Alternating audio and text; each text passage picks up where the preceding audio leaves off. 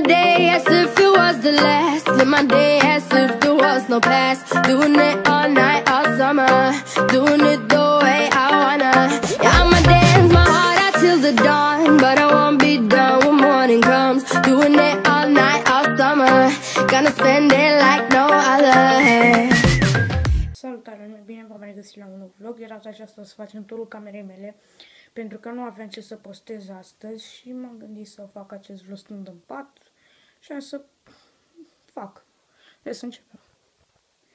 Aici este patul, un pat chiar foarte mare, doar pe partea aceasta, pentru că mi se pare mie mai confortabilă, și pe partea aceasta mai doarme câteodată când mă tăvălesc în pat. Mai sus avem niște creme, parfumuri, toate prostiile, nu sunt toate ale mele, că nu mă dau eu cu atâtea.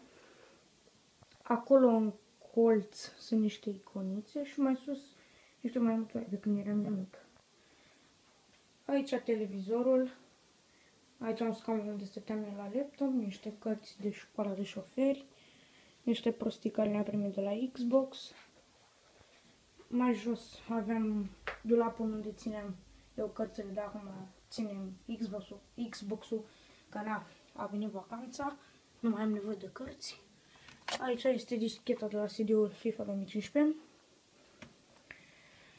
controllerul de la Xbox, tot niște chestii de la Xbox care le puneai în chestia asta, le conectai cu Xbox-ul și după aia pe întuneric ți ieșeau personajele astea, așa, nu știu,